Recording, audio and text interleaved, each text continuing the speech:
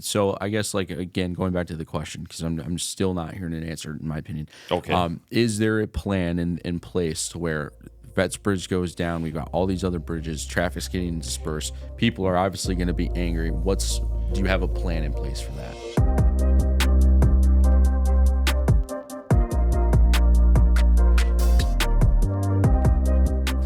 All right, we're rolling. So we were talking about hyper-local politics. So in your opinion, like, why does it matter? Why do politics matter locally? Because I feel like that's the forgotten thing. Yeah, well, I mean, the decisions you make, even though like everybody talks national, but local, like you're deciding on streets, you're deciding on public safety, you're deciding on infrastructure projects that have direct impact on everyday life for people. Yeah, absolutely. So kind of brings my first question, and the question that everyone seemed to want me to ask you today, which I'm sure you know what it is. Let's go back probably to like 2017, and let's talk bridges. Yep. So what happens through the last quite a few years that lead to these bridges in Bay City getting sold? Sure. Well, so there's a lease agreement. So I think it was. So I was in office from 2011 to 2015. Okay. I actually ran for mayor in 2015. I lost that race. So I wasn't when all this came up. I wasn't in office. The discussion. I mean, all along, investment was being made in the bridges as a piecemeal. As things needed to be done, it got fixed. Right. As you go along, the bigger projects that need to happen for any kind of infrastructure, especially when you have bascule bridges, like movable bridges, like and you're in Michigan, you're in a state that's cold weather state that heats up, gets cold, you're just going to have more wear and tear on that kind of infrastructure. So over time, right, it just takes more wear, and the parts that break are bigger parts and more expensive. So from 2015 to 2019, because I actually got back into office in 2019, they went through that whole process of they're determined they needed to replace the bridges some form or manner, right? And so they went through this whole process of getting public engagement and trying to figure out what the best way is. There was a group called United Bridge Partners, and they made a proposal and pitched to the commission during that time and said, hey, we'll come in, won't cost you City of Bay City anything as a city, right? The residents, obviously would have to pay with this tolling process. But Sure. But we pitched to them this process. Now, I know Kathy Newsham at the time said, "Oh, this is a kind of a no-brainer kind of thing." People said, "Well, wait a minute, maybe it isn't." And so they went through a year-long process of getting feedback of, what do we do? And I think there's a litany of 20 different options. They were trying to narrow down how to fix this kind of infrastructure. Sure. So I want to go back to that because I think the question still stands, like, how does it get to that point? You say there was a year of them looking for feedback, but I think a lot of residents were just like bombarded with the fact that they got leased or sold. So how does it? What did that year of feedback look like? Well, again, I wasn't on the commission when they decided to move forward. When they voted, I wasn't on the commission, but sure. I got on, and the contract was already developed, and we had to vote on. Yeah, they already had that contract determined and all that negotiation done. So, I mean, I'm only going off of my understanding, of it, right? Like I wasn't there when all that went down. So, but there's a lot of people that blame you though because you're running. Yeah. Well, I mean, it's just. But again, we talked about it. Like, what is reality? What is the fact? Yeah, absolutely. And right, so I can only tell you what I know because I wasn't there when they made all this. So, but they did. I know they did do these outreach, and people came in. They gave feedback on what to do, right? And so they went through this whole process. The Chamber of Commerce did a survey on a possible countywide millage, and so that feedback came back that it would fail like 60 to 40% is what I'm told. Okay. So, and the county commissioners weren't, after getting that feedback, weren't too keen about putting a countywide millage on the table. You could probably do something citywide, but it wasn't going to generate, because there's limits on what you could put forward as a bond measure to fix those bridges. And what my interest from the reports I've read and the feedback that the consultants they had brought in said it was upwards of $100 million to repair those bridges. And it turned out, I think there's $150 million United Bridge Partners, now Bay City Bridge Partners, have put in those 2 bridges. Sure. So what is it? So what can you do like going? Because there seems to be a lot of issues with the bridges, a lot, or at least that's the feedback that we see. Sure. So what's the fix for you? Like you come in, you get elected day one. Like what's your fix immediately for these issues? Well, the challenge, all along since I got in, I have, yes, I did ultimately vote on the contracts because it wasn't going to change. Whether the folks that were in there, because there was only 2 commissioners that were new in 2019 to the whole process. It was myself and Kristen Rivet, and so those were the only 2 of us, and so the other folks had gone through that whole process. So that wasn't changing. Getting elected in 2019, whether we voted yay or nay. We could have just, for the politics of it, just said no, right? We knew it was not a very, people don't like paying tolls or extra for our infrastructure here. But there's a reality as how you going to pay for certain things, right?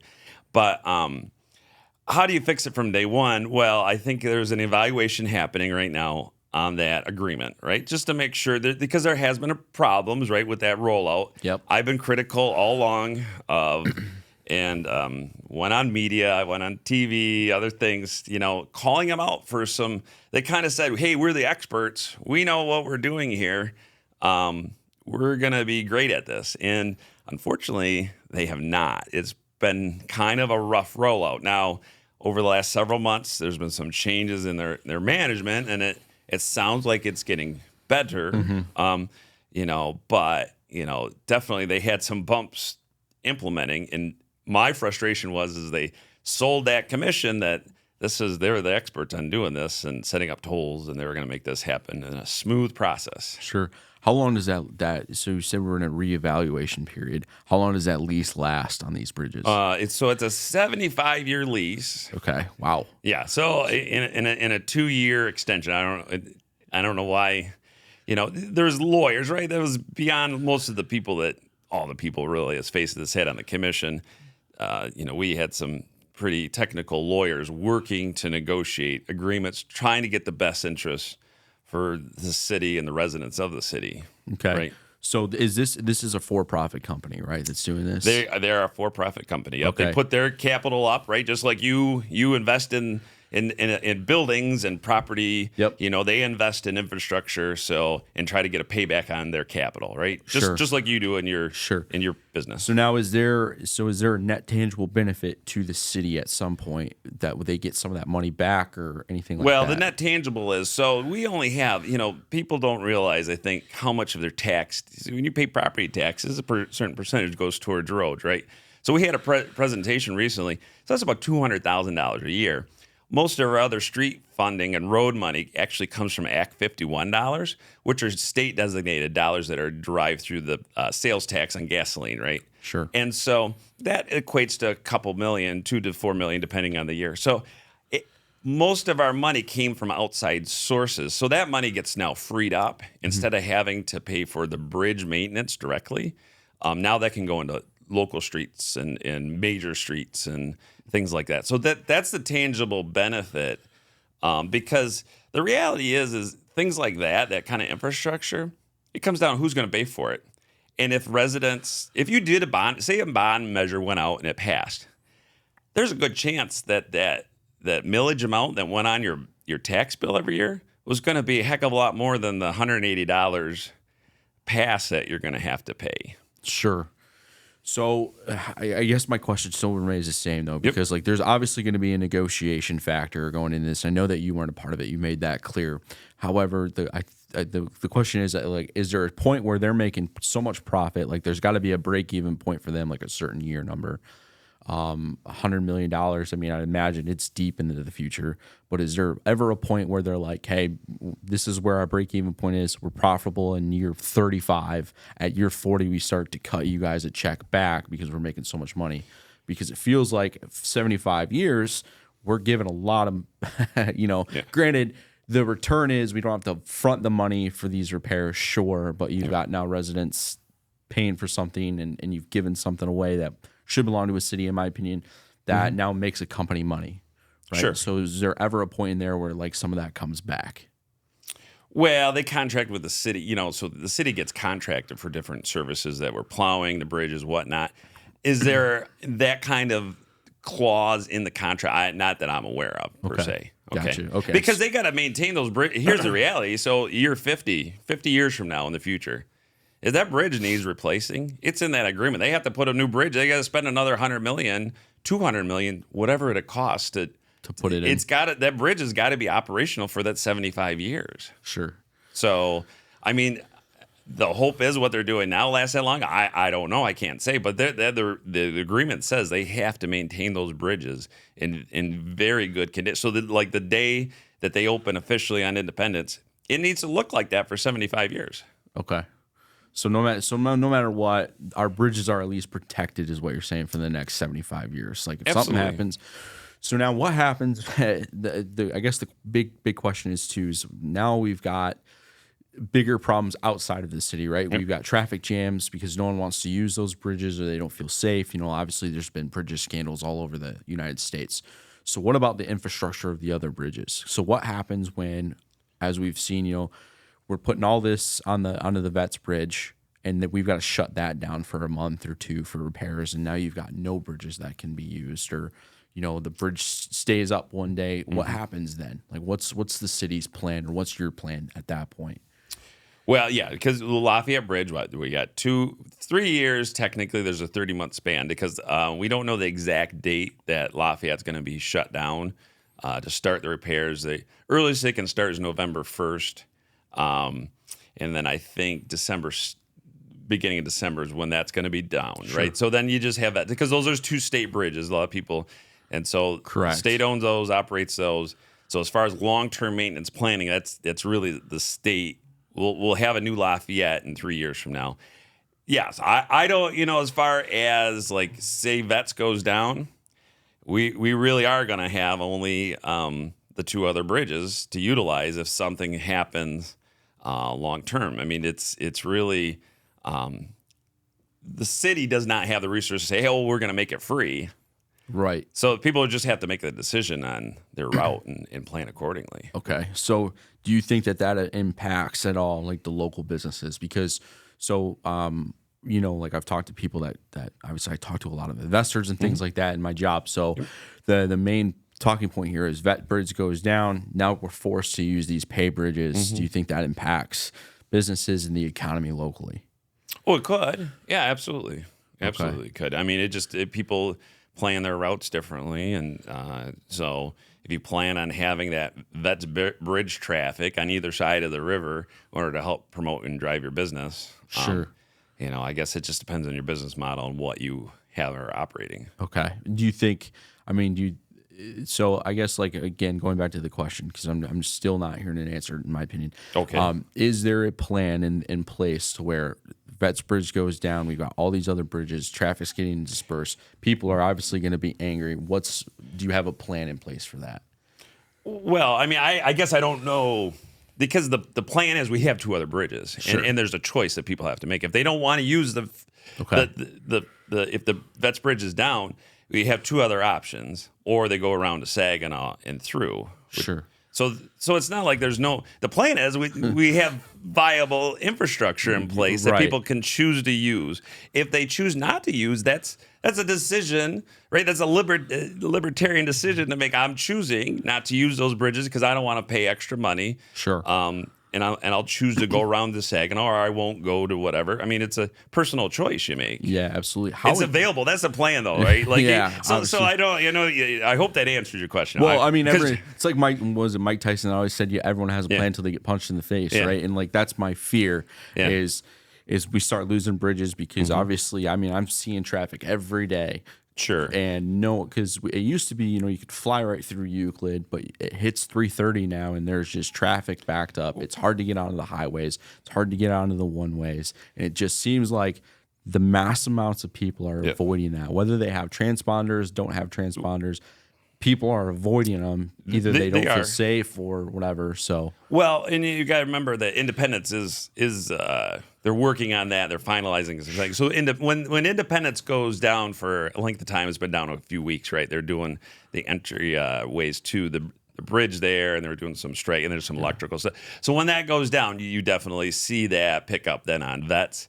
Salzburg's picked up. okay, Now, here's the thing. The part of a plan, though, city residents, right? It was negotiated. The commission before mine negotiated that all city residents have that pass for free for 5 years. If every resident were to do that, we wouldn't have the congestion, right? And it's a choice that people make. They don't want to get that transponder, right? Yeah. And because they're frustrated with the process, and I get it, but you would not have those kind of traffic jams if every resident who qualified that live in the city of Bay City limits were to get that transponder. sure. Now, one of the problems though that I was seeing, it was the people that did have the transponders was still being overcharged for that bridge. So it goes back to my point of like there's some serious issues with this, and residents are upset. Sure. So have you seen that feedback? Are you in contact with anyone about that particularly? So you know, again, I've been very vocal with the bridge partners. I put forward a resolution several months ago that they need to get their act together, right? And my understanding, when people have an issue, especially city residents, those things are getting resolved now. Okay. So people had these double charges, these phantom charges, like the camera didn't catch it right. A lot of those things I have not heard in the last few months that are happening anymore, right? And if somebody has, contact me, because I'm not afraid to reach out to the right people to get things resolved, right? Sure. So, but my understanding, a lot of those issues with the rollout have been resolved. Okay. Right. So that's again, it is a private company. Yeah. Like we don't have a club we can, but Sure. I can be vocal and I can say, look, if you want a good business practice and a good business, like you need to take care of these folks, right? There's a trust level. People don't trust them. I get it, and I've made that real clear to them that when you continue to kind of goof up on these executions, that people will avoid you until you can prove yourself. And so they're an outside entity coming in, and I completely understand that. Well, and at some point too, obviously they want to make money, so they want as many people. They've got to want as many people using those bridges as possible, right? Like, because they've got to make money at some point. Yeah. And the longer this takes, the more money they've fronted, the less money they make in the end. So the rumor is that this company that leases or owns or whatever is a Chinese-based company. Can you shed light? Is that true? Is it not true? Not that I'm aware of. I'm not an expert in the. Again, I didn't select the company. I thought it was an American-based company, and it's some kind of hedge fund that created this other entity. Okay. Right. Excellent. All right, so the next kind of thing that I want to dive into, getting off the bridges, is a couple days ago a post went out. Josh, can you pull that up from Jesse Dockett? I saw that you had shared it. Yep. So basically he's makes a statement. Jesse is the mayor right now, correct? He was appointed temporary mayor, yeah. Because the other one quit. Or resigned. She resigned for medical reasons. Medical reasons. Condition. Okay. Yep. Okay. So there seems to be an issue with whether or not I'm just asking. I guess you to shed some light on this. Are there illegal immigrants coming into Bay City in influx? So from what has been tracked down, no. It's migrant workers that are working different sites throughout our region that are coming in. Now, I know people thought it was suspicious because there was a bus and they had a Florida license plate, and people getting off that couldn't speak English, Sure. So, but the reality is this isn't new to our community, right? Correct. Every harvest season, we have folks come in. I know the labor market, right, since COVID has been tighter and tighter in those kind of jobs, and so they bring in from throughout the region and country, actually, folks to do the work that some folks around here just won't do. Yeah, sure. And then to make it clear though, too, Jesse did recant this statement and corrected it. Because it was specific to one company, and so I think that's where they kind of went down the rabbit hole a little bit. Okay. But it was actually another farm outside Bay City. Gotcha. That they were staying at the hotels locally, though. Gotcha. Do you find it weird at all? I guess so. My son and I watched this bus of them get off. Yeah. And we were at the Walmart. We were eating Chipotle. Yep. So the thing that I found weird about the whole situation, and I don't know, I'm asking you, is, I mean, they had garbage bag. Yeah. And it's not, like you said, none of them spoke English. Yeah. And I'm just sitting here, and it like the bus took off, and all of them just kind of like dispersed out. So I guess it's whether or not, I mean, I agree with it. It is neither here nor there. The feedback is people are concerned. Sure. Have we done like any sort of vetting on this to make sure that this is what's actually happening? Well, do we vet people because they're not of ethnicity that we understand or can't speak the language? I mean, we do have certain rights in this country, right? Absolutely. Right? Like, would you be offended if somebody walk up to you and if you went and visit another country, had a garbage bag, and they start interrogating? Well, who are you? Absolutely. Well, like, so, it kind of goes both ways. And so, I mean, I get it. There's a lot of fear stoking right now, and we were talking a little bit earlier about the national kind of election, and I think that's part of it, right? People are on high guard, and that there's stories out there about people coming in here and they're gonna rape your women and murder your children. I mean, those are I was contacted about that, right? Yep. I did get several people reach out about that because they're afraid. So they're afraid, yeah. Right? And I get it. I understand that fear. But at the same token, we can't just, everybody that gets off of a bus, we don't understand what's going on. We can't just say they're gonna come in and they're gonna do things to us. We can't. I mean, do we choose to live in that kind of fear? I don't know. I mean, we have a public safety department. It actually wasn't in the city proper, right? Correct. It was on the outskirts. It was in the townships and not directly in the city. So, I mean, and what did they do wrong other than get off a bus with some garbage bags? I mean, right? Right. I mean, to my knowledge, I watch the Bay City Scanner every day. I haven't seen any news reports of anything since it's all gone down of them doing anything wrong. And like you said, I mean, I've watched them. I mean, since I was a kid, they come in, they harvest, they help the farms because we're obviously a farming town on the outskirts of Bay City, which supports the inskirts. I mean, it was a question I was told to ask because a lot of people are concerned, and the issue that they had with Jesse's statement, some of my friends, was that he made it out to be that everyone was just crazy. I don't know. I'm not in charge of Mr. Dockett and then his statements. But I think his frustration, just reading into it, is like everybody jumped to that conclusion. There's something, they're coming in to commit crimes and do bad things to us here, and I think it was a response to that. I mean, as far as how he handled that and how he put that out there, that I'm going to leave it for you to interview him about that. My response is like, look, we find out the facts and make sure we have the knowledge of absolutely. It. I did reach out and just to kind of see, and I did talk to some businesses and we do know, like, this time of year we have folks coming in. Correct. There's a larger influx of folks that may not speak English here. Absolutely. Right, during this time of year. So, which there always has been. There always has been. Like, this isn't new. And I think the new part, people, it wasn't as visible, I guess. Maybe they weren't looking for that. And I think could be just more hypersensitized, it's right? Something that's politicized right now across the country. Because, I mean, at the end of the day, whether it's happening in Bay City or not, which it sounds like it's not, this is something that's happening across the country. Like, this is a real fear. And so I felt like in this moment that we current leadership didn't do a good job of addressing it, and just kind of said, hey, you guys are all crazy. And so that was basically my comment. Gotcha. Just because I did see that you had shared it. I did. I shared the post from actually, I don't know if I personally share that. I thought you shared it. I thought you shared that one. I think if you look, I did. I shared the one from Michigan Sugar that. Okay, maybe. And they are looking for workers. So if you know somebody needs a job, Michigan Sugar's still looking. Yeah, I did see that they put out a statement saying that it wasn't true. Okay. So something happened with the State Theater. There was a big scandal involving that.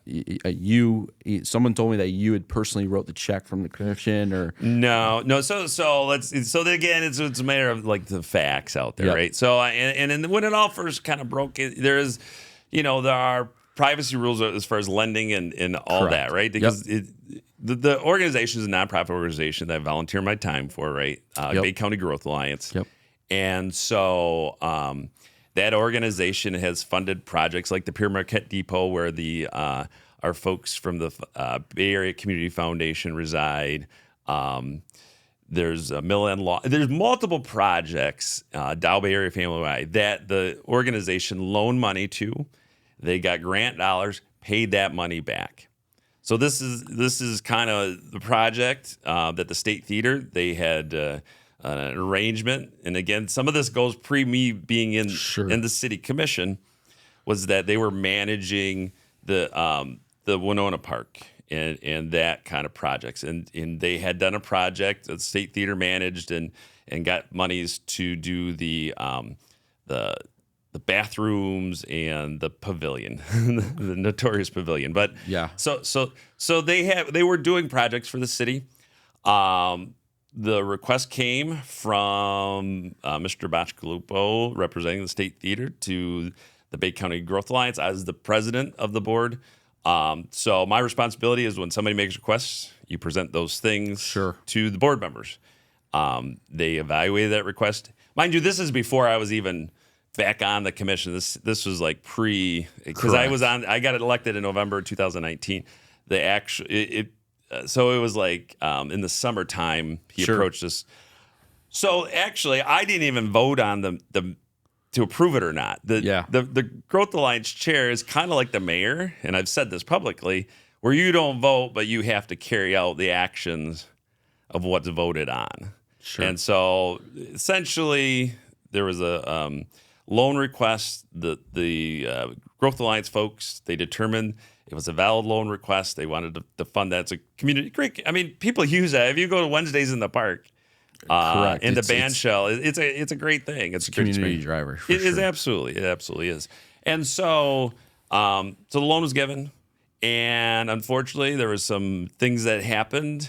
COVID hit, right? Yep. Because they were raising money, and money was paid back on that loan. And because it was built on, they had to provide documents to show, history of the organization, things like that. So there's a lot of stuff in the media that requirements. I mean, they had to provide all sorts of things before that loan was given. Actually, they didn't get it taken out right away. It got taken out after COVID actually hit, and they said, hey, fundraising is we need this as a bridge loan or a gap loan. Sure. And so that's kind of what that was. It was the gap until all the funding came in, because COVID impacted a lot. Right. Because this is all happening in the middle of COVID. Who knew? Nobody knew, right? And so the project got started in the middle of that. And so those contractors needed to be paid. Yeah. So, I mean, there was some that's put out there that the money was missing for that loan, which part of the requirements, we had to have lien releases from the contractors. Sure. Showing that the contractors are paid for the work they did. Well, I mean, that's any basis of anything. You always have to have whether or not, there was questions about why did the State Theater, take that. I don't know. I can't speak for their board members. But I do know this. I did have a conversation with several officers of that board who made it clear that they were knowledgeable about the loan, at least to myself and another Growth Alliance board member. So, and payments were made on that said loan. So, I mean, you wouldn't assume Yeah. So your stance is you weren't there to vote on it. It gets voted in. Your duty as the Growth Alliance was president, to act on what was already voted on. That was your job and your duty, right? Yep. Okay. So now, was the State Theater involved, or that company involved with all the celebrities not getting paid? So the State Theater, managed the band. That part of the agreement, they managed the entertainment, because part of the rationale and reasoning why they wanted that band shell, right, is they wanted to bring in bigger acts. I mean, truthfully, the Growth Alliance didn't call the question on the note. They stopped paying like a year before, and it was the fact that if you really looked at the financial documents, some of the acts bombed. They didn't get the money in that he anticipated for the acts, and so.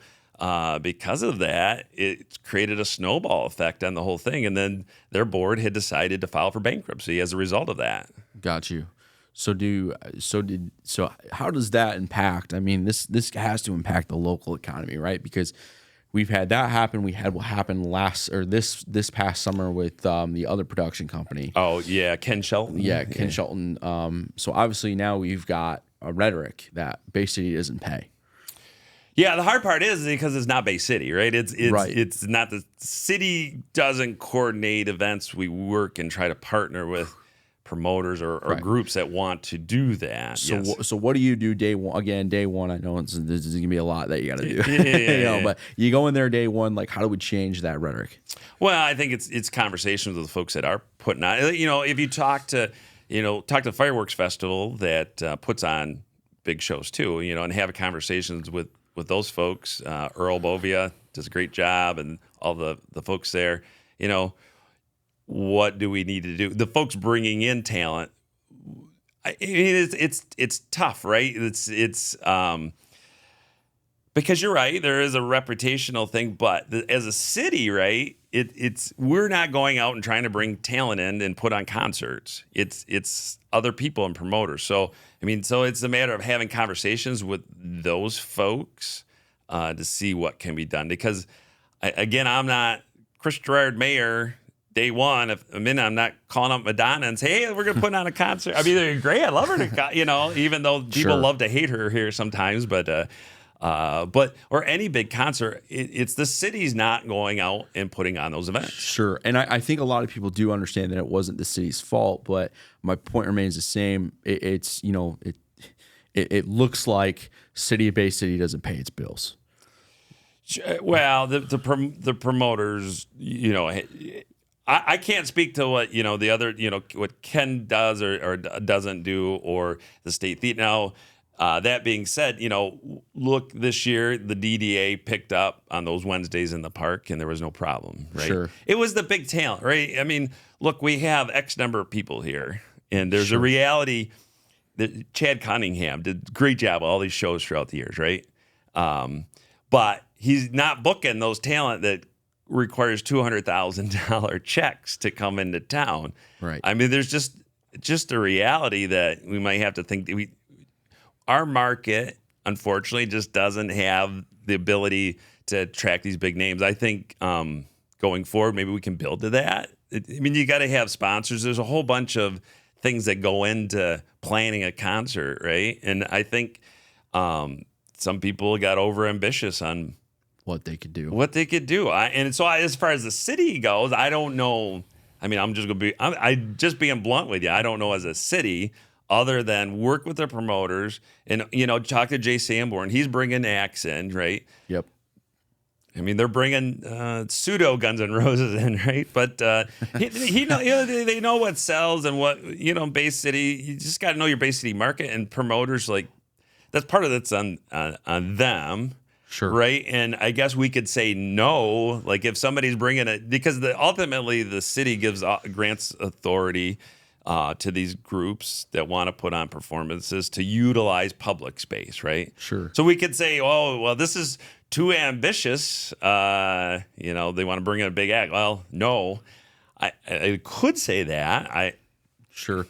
So what can you do as mayor to kind of bring back? Because I remember when I was a kid, like summers in the park, it just seemed like there was always something going on. You had the jet boat thing, whatever that was called. Yep. You had Pig Gig. Yeah, River Roar. You had Pig Gig. You had concerts. Yep. You had tall ships. You had all these things going on.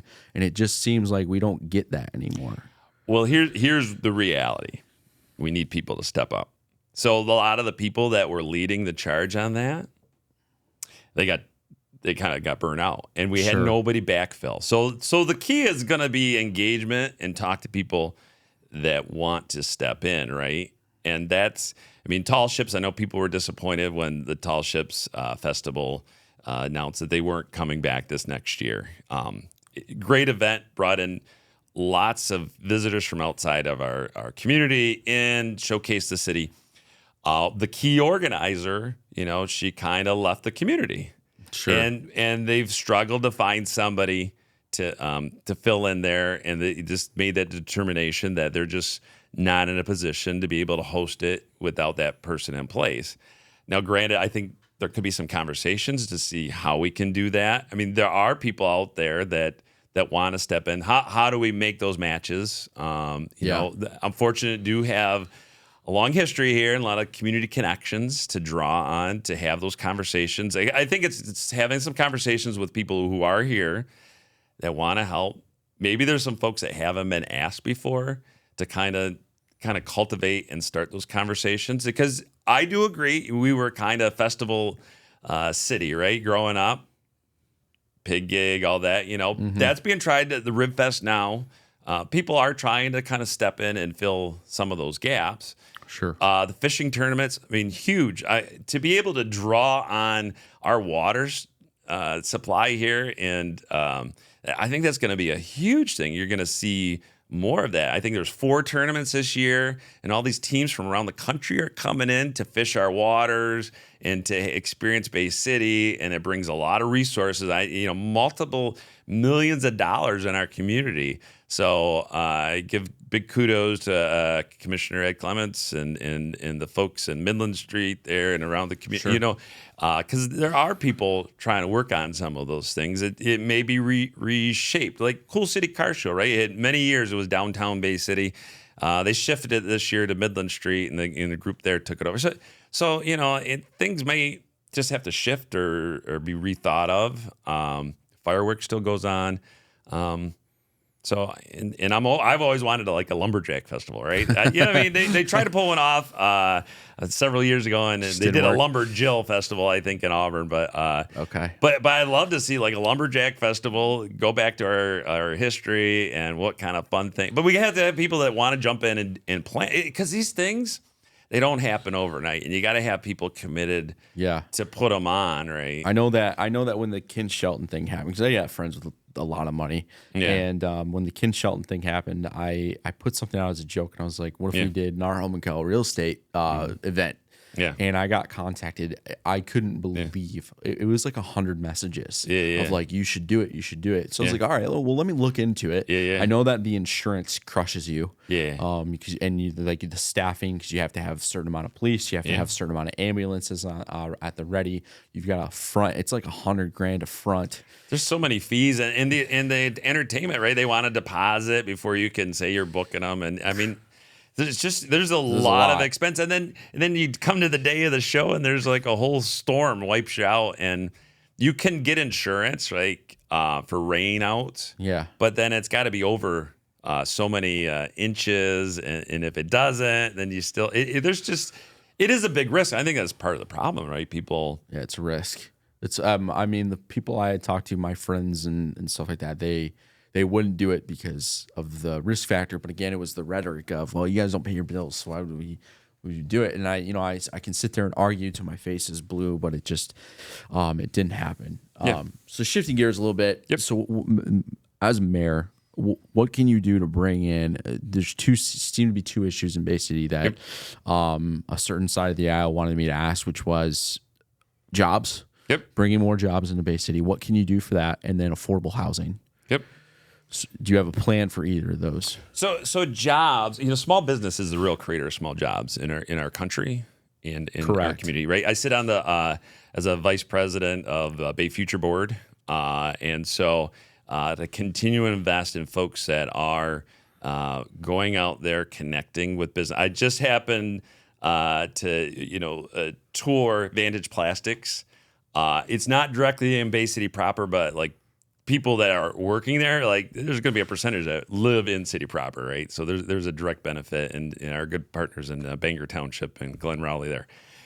It's partnering with these businesses that want to grow and expand here, and I have been very supportive throughout my tenure as a commissioner, because I mean the reality is that the mayor is limited in scope, right? Sure. It's most of what the mayor does is run the meeting, because it's really 5 votes plus the mayor to get anything done in policy. 6 if you don't have the mayor, because the mayor only can veto. But then if the commission approves it, you sign off on those documents that the commission approves. Most of the direct leadership, really, because we have a weak mayor. People kind of get it, but we have a weak mayor system. So most of the duties, like a larger city would have, like a Flint, has a strong mayor system, and the mayor runs everything. Really, the city manager does a lot of what some of these strong mayorships do. I think it's having communications with folks. I mean, I know people. There's a double-edged sword to Uptown, right? I mean, you look at Uptown, there's not a lot of communities that can talk about that kind of development for the size of the community, right? And investment, over $100 million there. Yeah, it's crazy, because I left in 2012 for the Marines. Yep. And by the time Thank you for your service, by the way. Thank you. Yep. And I come back after 4 years, and it's just here's a whole new part of the city. Yeah, but the double-edged sword with that is people get frustrated because, like, why isn't that in my neighborhood, right? Yeah. So it's understanding how tax base works and how we use TIF in our tax incremental finance to develop that infrastructure that gets paid back through the taxes. Eventually, we do a tax capture that pays those bonds off that we did the infrastructure, so it's able to be upkept, right?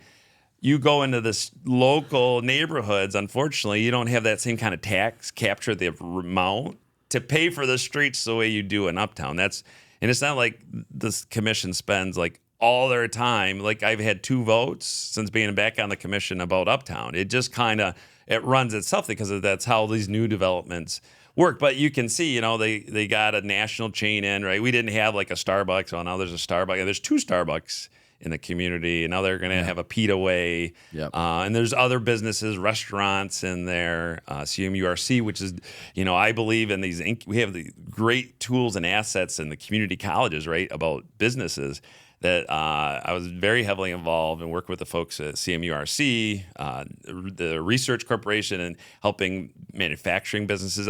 Manufacturing, like, we need and that's why Bay Future is so vital, because they have an emphasis on that. Manufacturing, that's a driver, 7-to-1 multiplier on jobs, right? Typically on anything in manufacturing. Sure. So I'm a big supporter of how do we support those local businesses that are manufacturing. I mean, anybody that wants to start a new business, we have also the folks at the Development Center through the Michelle. I'm blanking on Michelle's name.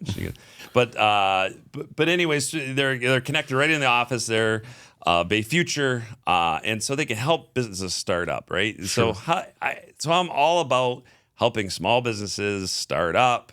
How do we expand small businesses? So, they come into the city sometimes. They're asking for some abatement of things in order to grow that business, because it creates more jobs. But there's a trade-off, because you hear it on the other side, are we giving away too much tax dollars? So it's a balance. Yeah, I mean, I get it, because I'm on the side of where you give me a tax break and hire, expand, because now I've got dollars to do this, because I know it makes me money in the long run, and I take advantage of that full force. Yep. Let's talk Starbucks and Pita Way, because I always see every time it seems like we bring a chain in. Yep. Who owns those? Is it locally owned? Is it that development company? I don't know. I don't have those agreements per se. It's Shaheen Development, right? They own the buildings, and they probably lease out. Sure. They're pretty selective on trying to create the right fit fit. Yeah. I don't know Starbucks on their full model. If it's, a lot of chains do though have a franchise model, like Jimmy John's is a local Yeah, I know owner, that. right? I know that Starbucks is like, you got to have some capital. I mean, Yeah. McDonald's, you got to have like $1 to $2 million liquid. Starbucks is a $400,000 startup cost. I don't know what Pete Away is off the top of my head. Jersey Mike's is going in. Jersey Mike's is going in. And that's a franchise guy. I kind of talked to that guy. I mean, even though it's not city, I'm about our region, right? Like, I'd like to see as much developed in the city, but if jobs are created in the county, even regionally, like people can live here. For the city, right? Because Yeah. they live in the city. Because things like that. So I get that. Yeah, because so we've got these chains going in, and the constant posts I see from like when Starbucks went in, there was two individuals that stood out front with a cardboard sign and it went pretty viral locally, anyways. Of like smart on their part. Yeah, absolutely. I'll give them kudos because you know what, like it's business, right? Yeah, smart business. Like say, look, shop local. Yeah, so we've got these big businesses going in. What can we do to get that coffee shop? Like, what can we do to get them a grant, or what can we do to help the mom and pop shops that really want the business here that ultimately do grow? What can we do for them as opposed to these nationwide chains? Well, I think they need to come if they're in the city of Bay City, right? We do have an economic development department. Okay. We can have some conversations, see what's available. Also, Bay Future has a lot of tools in their toolbox to work with folks. And, I mentioned CMURC. I mentioned, we have some other, SVSU has some programs. So connect them with the people that are going to help them develop a business model that helps them thrive. During the pandemic, the city got those ARPA dollars, and we did put some investment to help those folks along to sustain until we got through it. So we're supportive of if people want to do things to grow in the community, we're going to try to support them the best we can. So what you're saying is there is support there for small businesses if they want it, and they should seek it. Absolutely. Okay, perfect. And then last question, affordable housing seems to be the main ticker. Yep. Obviously, I know that I deal with a lot of different cities. Bay City is a little bit different because it's got the city inspections that are required. You got to be a certain standard when there's a Hanover. But affordable housing, first off, there's never been more rentals I've ever seen in the city of Bay City, but we've got people that can't afford them, which comes down to, in my opinion, jobs. But just affordable housing in general, what can we do for that? Well, and you probably know about the project that was just announced through the Bay City Housing Commission. $40 million project, right? Right? $40 million project. So it's, I think it's 100 doors. I mean, we're about short, like 12 or 1,300 doors on affordable. There's a different, there's nomenclature. People, I was a landlord and investor in the community for quite a few years. We had close to 100 doors at one point. We sold most of them now, but so I know the space pretty well. We were kind of mid-market, tried to keep things in that people felt good about living in. Quality, affordable housing is what we need to shoot towards. There's, we had a housing study done about 10 years ago. I've been kind of pushing to see that updated. Yeah. The difficult and challenging part is because again, as a commissioner, if you got to convince other people to go along with you. There was a project being pitched on Madison Avenue that was the nomenclature now is workforce housing, people that are, making $12-15 an hour and have a place to live. And because 30% should be the norm for people, what they can spend towards housing. Sure. People in this country, I mean, this isn't just a Bay City thing, right? This is a national issue. Like people are spending up to 50% of their income towards housing, right? I think we need to have a conversation with the community because a lot of those projects, to make them affordable, we need to say, okay, we're going to have these options where we're not charging you your full I mean, because it's numbers game. Like you're in the housing industry, it's all about numbers and return on investment. And it's got to make sense on those numbers. You got to, there's also, now the question, Rod Hildebrandt and Matthew Meehan, they're working on another big project that's mixed use, 100 units. I don't know the exact price point, but they said they're targeting that middle of the road income too. So, I mean, I guess we'll see what that transpires. I seen actually as a landlord when we sold 10 of our units directly to our tenants. Okay. So we made them homeowners. So I'm waiting for numbers. I've asked for numbers. I've talked to quite a few other landlords who have done similar things. So I don't know if our actual unit base is actually up. I mean, I want to see the hard numbers. I mean, there was investors buying into the community and fixing things up, but I see more fix and flips. People are investing because the housing market's gone up quite a bit in the community. Yeah, I mean, I can tell you firsthand that there's a lot of California investors buying in Bay County. There's a lot of Hawaii investors, a lot of big major Florida investors. And then it seems to be like a... Are they buying individual or are they buying multi, which is already... Individual. Or they do those big package deals on Center Avenue, those sorts of things. So, but the problem is that it seems to be such a starting point for them because they buy the $1.2 million packages or the $2 million packages. And then they realize, well, I can go buy an apartment unit in Jamaica for $7 million. So I could sell this for $2 million because they buy it cash. They go to Jamaica, buy 100 units for $7 million. I've seen that quite a few times too. So it's just, and I know the statistic is something along the lines of like 33% of all homes in Bay County are owned by investors. I guess you'd have to. I don't think there's anybody tracking that, right? You have to look at LLC. Yeah, I don't know. We do look at LLCs, I'm guessing, right? Or at least inside the city of Bay City. That's the number that I've heard. Yeah, Mr. DeWitt, he's done a whole study. Alex DeWitt is running for the 6th ward. Okay. So he's a good one at number crunching that. But gotcha. All right. Well, is there anything else you'd like to say? Or? Oh, sure. Look, we talked a lot of those issues, but there's plenty of opportunity, right? And this is what we got to talk about. Like, solutions. We can talk about problems. Sure. But we need to talk about how do we address those problems, right? So the streets and how do we tackle neighborhood streets? I'd like to put together in with everybody and figure out how do we, is it a millage? Is it something that we can have a pot of money that we have our own road crews going out in the neighborhoods, right? Like the limited amount we have, we're trying to keep the roads that are in good condition, keep them good in the main thoroughfares. But we don't have a set program that we're going to go out in the neighborhood streets. Because you know what happens when somebody sees a street being improved in neighborhoods? It makes it more marketable for a real estate agent to go sell that house, right? And somebody's going to spend more money. Like they feel that. So there's a multiplier effect if we can get a program specifically going on our streets. So that's one. The other thing, public safety, big talking point, right? So years ago when I was first on the commission, we did, I was supportive of a public safety millage. It kind of the mayor at the time kind of shot it down, and so we did this public safety department, which people weren't necessarily all happy with. But the reality is millions and millions of dollars to spent for both systems that you would have cut. You wouldn't have had nearly number of officers you need or nearly number of firefighters because they would have just been decimated each way. So the cross train, that's the route and path that ended up happening.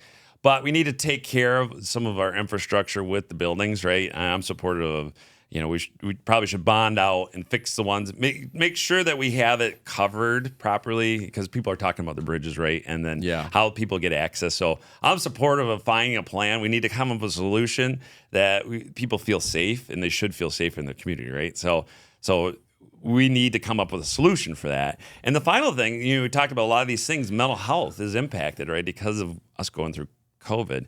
So, one of the things I want to tackle is how do we address mental health through physical health needs and supports. And so I'm on the board of directors of Bay Area Behavioral Health. Okay. And so So they have some resources, and how do we take that side of it and then work and partner with our Dalberry Family YMCA and a gentleman TRICARE. Tom. Why am I blanking on Tom's name? But anyway, so there's some folks in the community that deal with it, and how do we engage with those folks? Yana, right? She does a lot, but you're a big marathon runner, aren't you? Or you a big 5K? I run, and I've only done one marathon, but Okay. I did what was called the Dopey Challenge. So it was kind of dopey because the first day you run a 5K, second day a 10K, third day you run a half marathon, and then the fourth day you run the full marathon, and that's through the Disney park. So I seen somebody do it. I'm like, I'm only going to do one, and I'm going to get it done, and that's Yeah. But yeah, I think there's just a lot of benefit of physical health that helps you mentally. So no, I haven't seen that being talked about, and so I want to put that at the forefront. So those are some of the key initiatives. But like, it's about having conversations about relationships. Being mayor of Bay City, it's about going to events actually too, and welcoming people. And it's working with the county. I'd like to see actually a task force working specifically. We work with the county. I want to elevate that. So we need to work more so how do we share resources more? How do we make more efficiencies, right? We have a lot of services, nothing in the control of the city, but look at all the school districts we have in our area. So and I know they're working on some things with the ISDs. So we need to think bigger picture, like long term, because we have 32,000 people live in the city of Bay City, right? Yeah. And we've kind of stabilized, but how do we grow that? Like, truthfully, the only way you can deal with some of these things and resources is growth, and population growth and density. I think the more people you have, at one point the city of Bay City had 56,000 people, right? We have 32,000. So you built an infrastructure for 60,000. So 30, roughly half of that are paying for the same amount of infrastructure that we were planned for as a city at the time, right? When they developed all this. So, I mean, it's pretty easy to see why there's kind of this struggle. And we don't have, we're in the Rust Belt, right? So we don't have, GM at one time had 4,000 workers. Yep. Well, they have 400 now, if that, right? It's all automated. So it's just, we have to think differently. And it's not just a vacation destination or this tourist town either, right? So it's a balance in putting pieces together, right? And so my background, 20 years I was a director of Dual, and we were a unique nonprofit organization because I built businesses. I had 10 different businesses going at one time to create opportunities for people, and so so I think outside the box and how do we get things done. And business, but the biggest lesson I learned at Dual, business models changed, and so I had to. There's no longer the same kind of businesses because the model changed and the funding supports changed. So if you don't think creatively to think about those changes and the dynamic, you won't be in existence. Sure. And so that's, I think, the city itself. In day one, that's the goal: is to let's make sure we're doing things the way that we need to do things, because our business model may have changed, and to support, because people want everything, but they don't want to pay for it. Correct. So we have to make some tough choices too. Like, if people don't want to pay for it, or if they think that's not a value for them in the community, okay, so what is it then? Is that value, right? So it's just, there's nothing's free in this world. Yeah. Like, as much as we can say it's free, somebody's offering free whatever, it's incorporated in some kind of cost. Sure. So, we just got to think about that as we're planning out, because really we were going to have 6 new commissioners on this city commission, right? And that's really going to be some focus of mine, is to work with those folks to get the round, because there's limitations, like what city and how people don't understand the rules. Like, you have to follow the rules, and it all rolls downhill from state, or from federal to state to local things we have to follow. The state sets up a lot of rules for cities to be incorporated, and you have to do those things. So it's getting people on board. So there's a learning curve. I mean, if you haven't been part of the process, it takes at least a year to understand what's going on. Sure. Right. And so, I don't know, that's going to be a lot of time. And those commissioners, they're not really financially incentivized either. Like, what do they make, $7,000? Yeah, it's like $7,000 or $8,000 a year. I mean, as much as advertising, you saw like a certain person running for Congress made the $500 more, I think it was, and you don't really vote on it. It's a weird, wonky process that you have a actual compensation committee that makes recommendations, and then if you don't, you got to put forward a resolution to to ignore the pay raise if they say pay raise or if they say a pay deduction, which I've done in the past. I put forward, I got shot down, but sure, it's just kind of a weird wonky thing. I got you. Anything else? No, I think covered. All right. Chris Girard, I appreciate we didn't do a formal one. I don't know, like it, but yeah. Yeah, well, I appreciate you coming on, Christopher Girard. Maybe mayor here soon, maybe not. Well, Tuesday we'll find out. We'll find out. Big election day. I appreciate you coming on and answering questions. I was obviously, I've been frustrated, and I was like, I just want to have a conversation. I just want to see who you are as a person. Talk through the major talking points I was told to ask you. And Well, look, it's all about conversations, right? And it needs to be conversation. We need to embrace these thoughts and ideas that people have, and I think that's some of it. People feel like.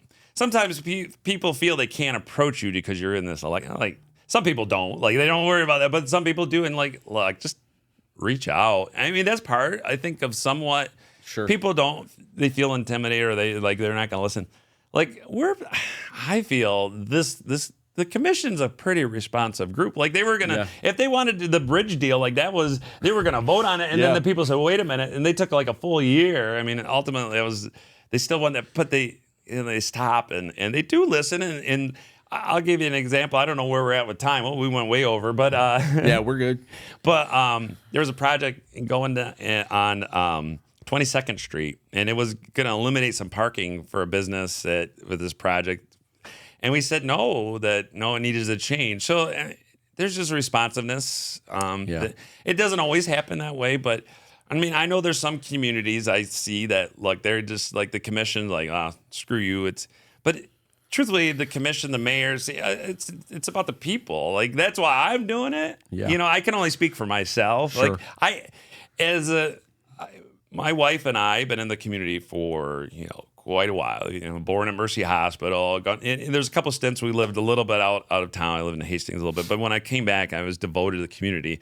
So I spent my career, in a nonprofit. I volunteered and give a lot of time in other organizations. My wife and I were foster parents for many years. We have 5 girls that we adopted through that process. 2 were adults when we adopted them because they asked to be part of our family.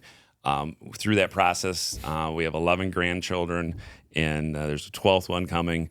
Wow. So we're committed to the community, and they live here. Like most of them live here. There's a couple live in Florida, but so we want the community to flourish, right? Because we're devoted to see that happen. My wife's very involved with animal rescue and animal groups, and she cares about make a difference. We have 2 rescue. We rescue a lot of greyhounds throughout the years. That's our breed, but any animal, she's like all about trying to help them out. So sure. So you care. We have choices, right? We could choose to not be here, but we choose to be here. And, correct. And I mean, life sometimes could be easier not serving in a public office, right? Because you are highly scrutinized for every decision you make. But the reality is somebody's got to do it. We need qualified people to do it. We're seeing races that people don't have. It's 2 out of the 4, not to say that the folks coming in are qualified candidates, but 2 out of the 4, right? They don't have opponents. Yeah. Right. And people should have choice. So I'm I have 2 other opponents, which is great because I think people should have choice. That's what democracy is about. And so we'll find out November 5th how everything goes out. Yeah, and I'm talking to one of your opponents tomorrow. Hopefully I reach out to the 3rd and we'll see what happens there too. So all right. Sounds good. Keep it nice and fair. So. Appreciate the time. I appreciate you, man.